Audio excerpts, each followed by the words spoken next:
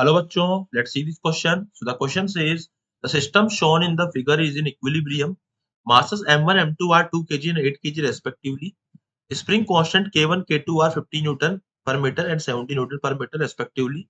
If the compression is second spring is k2 is 0.5 meter, and what is the compression in the first spring k1?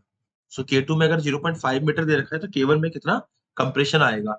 So यहाँ पे इस question में this system is in equilibrium, compression second spring ये हमको दे रखा है. So what I will write कि यहाँ पे हमारा की कॉन्सेप्ट क्या होएगा? The key concept, so the key concept is force in the spring is equals to k multiply by compression और elongation in the spring. Okay, तो ये हमारा फोर्स होता है स्प्रिंग के अंदर. और at equilibrium we can say that at equilibrium the net forces acting on a system is equals to zero. तो इक्विलिब्रियम पे नेट फोर्स हमारे क्या रहते हैं? जीरो रहते हैं. So let's solve this question. So यहाँ पे हम लोग क्या करेंगे, इस पर्टिकुलर क्वेश्चन में ये हमने यहाँ पे स्प्रिंग पुली बनाई है, यहाँ पे एक ब्लॉक बनाया हम लोगों ने. This is the block and this is spring. It is connected with another block and it is connected with another spring. Okay, so यहाँ मैंने ब्लॉक बनाया, यहाँ स्प्रिंग बना दी है. And now what I will do कि यहाँ पे मैं सो इस तरह से m1 यहाँ लिख देंगे एंड m2 यहाँ लिख देंगे. ओके, और यहाँ लगेगा नीचे m1g और यहाँ लगेगा नीचे की तरफ m2g.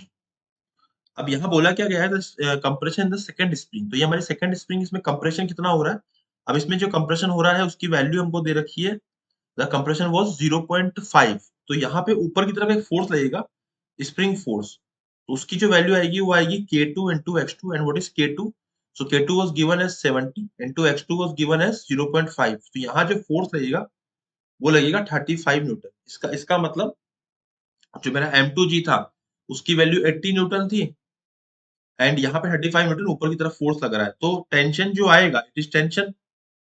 सो टेंशन किस किस को बैलेंस करेगा? टेंशन प्लस 35 न्यूटन जो आएगा वो 80 के बैलेंस करेगा. And tension will be equal to, इसको मैं इसमें से सेपरेट कर दूंगा तो 80 माइनस 45 न्यूटन. ओके, तो ये मेरा बेसिकली 45 न्यूटन हो जाएगा. इसको मैं यहाँ कर देता हूँ, 1 second. This will be 45 Newton. अगर इधर 45 न्यूटन होगा तो इधर भी 45 न्यूटन होगा टेंशन. तो इस अगर m1 का मैं दोबारा से एफबीडी बनाऊं तो m1 पे ऊपर की तरफ लग रहा है 45 न्यूटन एज टेंशन और नीचे लगेगा m1g. तो m1g की जो वैल्यू आएगी it is 20 Newton. So basically यहाँ पे हम लोग ये कह सकते हैं कि m1g में ऊपर नीचे तो 20 न्यूटन लग रहा है, तो नेट फोर्स कहाँ आ रहा है? ऊपर की तरफ आ रहा है. 25 न्यूटन नेट फोर्स आ रहा है.